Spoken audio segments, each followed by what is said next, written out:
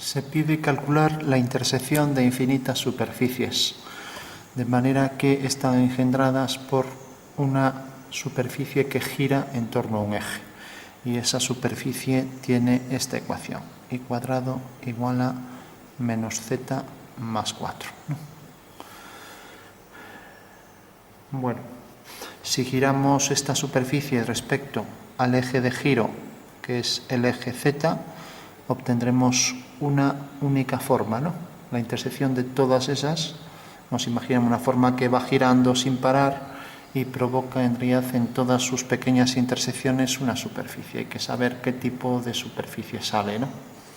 Bueno, pues lo primero es saber qué superficie es esta, y una vez que tengamos claro qué superficie es esta que tenemos aquí, pensamos en qué pasa cuando empezamos a girarla, ¿no?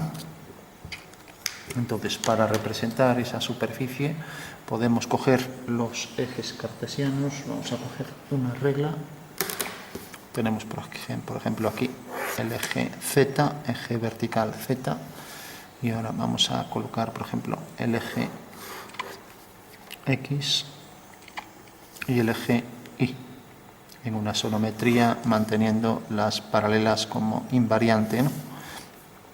Entonces tenemos que cuando el eje x vale 0, pues tenemos que aquí va a salir una curva.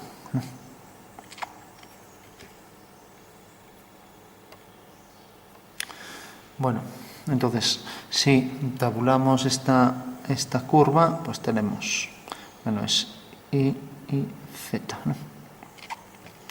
Cuando, por ejemplo, z vale 4, 4 menos 4, o sea, para z 4, decíamos 4 menos 4 más 4 es 0, entonces y vale 0, ¿vale? O sea que para y 0, z 4. Aquí tenemos ya un punto, ¿no? El punto 4. Vamos a darle, por ejemplo, ahí el valor 2, ¿no?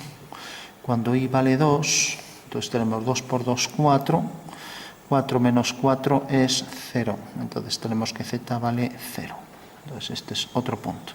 Y lo mismo pasará aquí, ¿no? Con el valor menos 2, ¿no? Menos 2 por menos 2 es 4. 4 menos 4, 0. Z vale 0. Por lo tanto, tenemos esta curva. Hacemos aquí una paralela al eje y tenemos ya una parábola, ¿no? O sea que, en realidad, esta curva es la parábola. Entonces, como nos dicen que debemos girar esta curva de manera que se provoque aquí, lo primero que tenemos que pensar es esta curva, qué superficie define la ecuación, ¿no? Y, lógicamente, la ecuación define un cilindro parabólico, o sea que siempre una parábola que se desplaza en esa dirección, de manera que provoca aquí este cilindro. E igual que si giramos una parábola, pues sale un paraboloide, pues ahora al girar esta superficie vamos a ver qué pasa. Entonces tenemos esta parábola que vendría por aquí y el paraboloide, el cilindro parabólico, que vendría por aquí desplazando esa parábola, de manera que siempre tendríamos parábolas iguales, ¿no? Aquí otro detalle, aquí otro, etcétera, ¿no? Todas las parábolas desplazadas en esa dirección.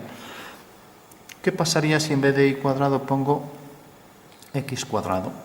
X cuadrado igual a menos z más 4. Bueno, pues tenemos exactamente lo mismo. Lo que pasa que ahora y pasa a ser 0. Podríamos combinar estas dos y decir, pues x cuadrado más y al cuadrado es igual a menos z más 4, ¿no? Con lo cual, efectivamente, al combinar las dos es cuando obtenemos la interferencia de esa figura que empieza a girar, ¿no? Si cogemos esta, pues dando los mismos valores también obtendremos z4 y luego tendremos aquí en el valor x en 2 y en menos 2 tendremos aquí otra parábola exactamente igual.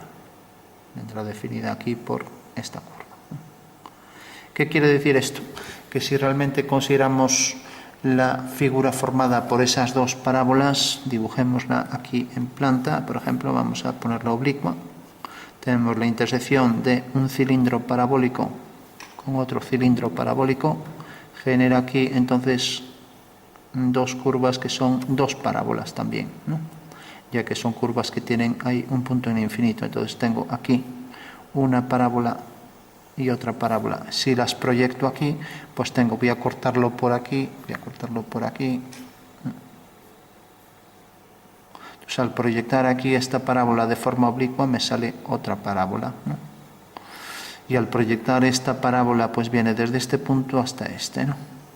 Es una bóveda de arista, pero en vez de utilizar bóvedas de cañón, en la intersección de las dos bóvedas de cañón nos provoca esa forma de bóveda de arista, que son dos arcos elípticos, ¿no? Que están definidos por un cilindro que viene en esta dirección y otro cilindro que viene en esta, provocando aquí un arco elíptico como intersección de este cilindro con este otro, ¿no? Y lo mismo con esto y con esto. Entonces, en el caso pues tenemos la bóveda de arista, ¿no? En este caso tendremos una bóveda de arista formada por, aquí estábamos proyectando esto y esto, ahora proyectamos por ejemplo esto, y aquí esta parábola que viene de aquí a aquí, o sea que esta será la parábola. O sea, en este caso tenemos otra bóveda de arista, pero en realidad estas formas son cilindros parabólicos, mientras que estos serían cilindros circulares, ¿no? Entonces tenemos aquí un cilindro circular, aquí tenemos otro, por ejemplo, etcétera, ¿no?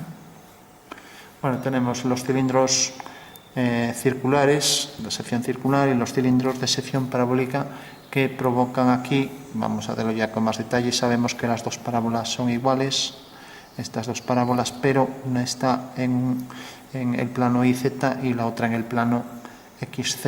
Entonces, bajo cierto punto de vista, pues tendremos, si quitamos los cilindros parabólicos y nos quedamos solo con las intersecciones, tenemos una parábola, tenemos aquí, por ejemplo, un cuadrado, y tendremos aquí por el punto medio, intersección de las dos diagonales, levanto una vertical, aquí está el vértice de la parábola y aquí tengo la otra parábola, ¿vale? De esta manera la intersección de estas dos superficies cilíndricas pues me dará aquí cuadrados, ¿no?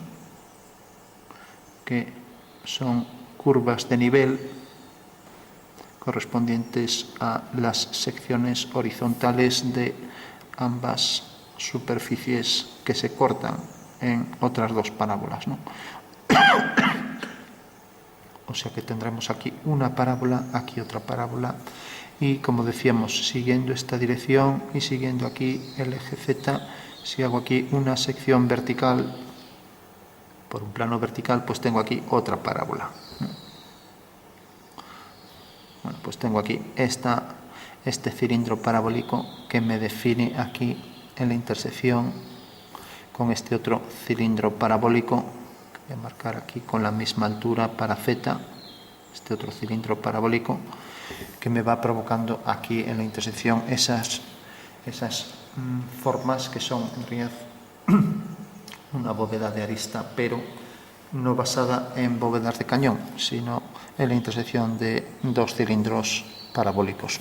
Bueno, sabemos entonces ya que estas dos ecuaciones determinan esa superficie, pero nos decían qué pasaba si en vez de coger pues estos dos cilindros empiezo a girar esta, que era en realidad la que pasaba, la primera que hicimos, la que pasaba por aquí. Vamos a dibujar solo esta.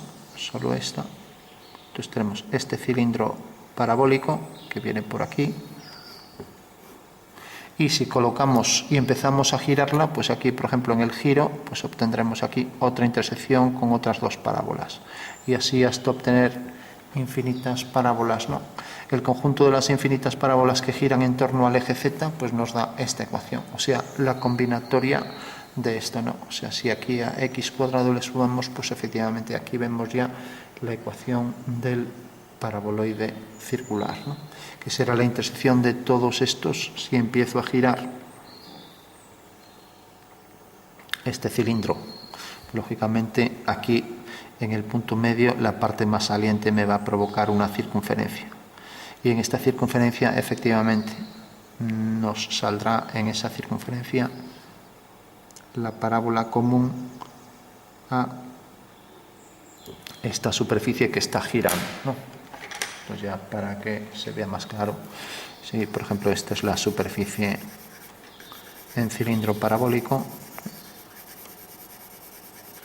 al girar esta superficie pues me generará esta, ya que aquí esto va a ser invariable, esta circunferencia, pero siempre va a ser con esa medida de la parábola provocando aquí esta superficie que se llama paraboloide. Se llama por regla general paraboloide elíptico, pero bueno, como la base es una circunferencia, ya que al girar esta medida va a ser invariable, este diámetro va a ser invariable, al estar girando esta superficie sobre el eje Z me va a provocar esto. Entonces ya podemos decir la intersección de los infinitos cilindros parabólicos que giran en torno al eje Z, o si queremos la intersección de esta figura consigo mismo según se va girando, pues provoca esta otra, ya que esta otra, que es el paraboloide circular o elíptico, podemos decir que es un paraboloide elíptico en su caso particular, que esto es una circunferencia. Al hacer un giro de todas estas superficies, vamos a darle aquí un poco de oscuridad, como que eso está dentro. Al estar girando esto me queda esta aquí dentro, ¿no? Cuya ecuación es esta. Y podemos darle distintos valores a z para ver que efectivamente las distintas secciones hasta llegar a este punto pues son todas secciones circulares, ¿no? Entonces eso quiere decir que cuando z vale 1, entonces 4 menos 1, 3. Entonces tenemos la ecuación de la circunferencia x cuadrado más y cuadrado igual a 3, ¿no? Pues será por aquí, cuando z vale 1, ¿no? Cuando z vale 2, pues 4 menos 2 es 2. Entonces tendremos la ecuación de la circunferencia x cuadrado más y cuadrado igual a 2. Son las distintas curvas de nivel y aquí tenemos el paraboloide circular, ¿no? Bueno, pues eso era en realidad lo que nos pedían, obtener la figura resultado de girar ese cilindro parabólico que gira sobre sí mismo, provocando entonces una superficie común a todos los cilindros que realmente van a ser siempre, van a dejar aquí esta circunferencia tangente a los mismos, ¿no? Entonces tenemos aquí esto así. Y ahora aquí tenemos para entenderlo así de una forma más tridimensional, hay el entrante ese, ¿no? Y aquí el paraboloide.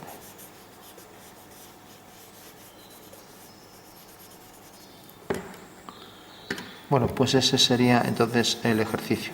Casi ni siquiera es necesario dibujarlo porque, bueno, ya se entiende que este cilindro, esto en realidad es la ecuación de una parábola sobre el plano YZ, pero se convierte en superficie en el momento en que la extruimos, ¿no?